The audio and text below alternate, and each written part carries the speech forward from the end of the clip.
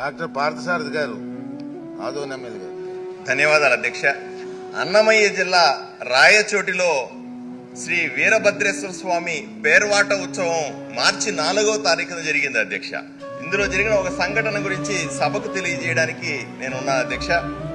1300 సంవత్సరాల చరిత్ర ఉన్న ఆలయం అధ్యక్ష. తరతరాలుగా వస్తున్నటువంటి ఉత్సవం భజన సంకీర్తనలతో ఆనందోత్సాహాల మధ్య శోభాయాత్ర జరుగుతుంది మార్చి 4వ తారీఖున. అక్కడ తానా జంక్షన్కి వచ్చారు అధ్యక్ష రాయచోటిలో. అక్కడ మసీదులో నుంచి వచ్చినటువంటి అల్లరి మూకలు దాడి చేశారు శోభాయాత్ర మీద. లాఠీ చార్జ్ చేసి పోలీసులు చెదరగొట్టారు. ఊరేగింపులో ఉన్న భక్తుల మీద కేసులు పెట్టారు పోలీసులు. అల్లరి మూకల మీద అయితే గొడవ చేశారని కేసు పెట్టారు. హిందూ భక్తుల మీద మాత్రం హత్యాయత్నం చేశారనే కేసు పెట్టడం జరిగింది అధ్యక్ష. అక్కడ ఎస్ఐ నరసింహారెడ్డి అనే వ్యక్తి ఎస్పీ గారికి ఒక కంప్లైంట్ రాస్తాడు అధ్యక్ష.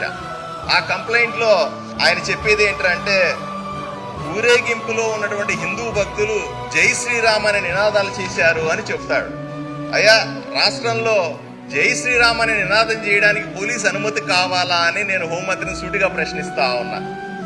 అంతేకాదు అధ్యక్ష, ఆయన చెప్తాడు, ఏమండి ఇక్కడ నేను పోలీస్ అధికారుల చుట్టూ ఆర్ఎస్ఎస్ విహెచ్పి వంటి సంస్థలకు చెందిన కుర్రవాళ్ళు వినకుండా రెచ్చగొట్టారు అని చెప్తాడు. అంతేకాకుండా నేను ఆయనకు ఒకటే అడుగుతాను అధ్యక్ష, ఆయనకు ఆర్ఎస్ఎస్ అన్నా సరే విహెచ్పి అంటే అర్థం తెలుసా అని అడుగుతా ఉన్నా.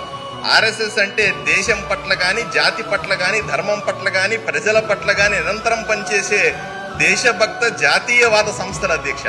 వీటిని చులకన చేసి కంప్లైంట్లో పెట్టడం, చులకనగా ఈ ఎఫ్ఐఆర్ లో చేర్చడాన్ని నేను తీవ్రంగా ఖండిస్తా ఉన్నాను అధ్యక్ష. దేశ సరిహద్దుల్లో సైనికుడు ఎలాగ ఉంటాడో దేశంలో ప్రతి గ్రామంలో ప్రతి మండలంలో ఆర్ఎస్ఎస్ అనుబంధ సంస్థల కార్యకర్తలు అలా ఉంటారని గర్వంగా భావించే కార్యకర్తలం అధ్యక్ష. మేమంతా వీళ్ళని ఇంత చులకనగా చూడడం సరైన విషయం కాదు అని చెప్తాను అధ్యక్ష.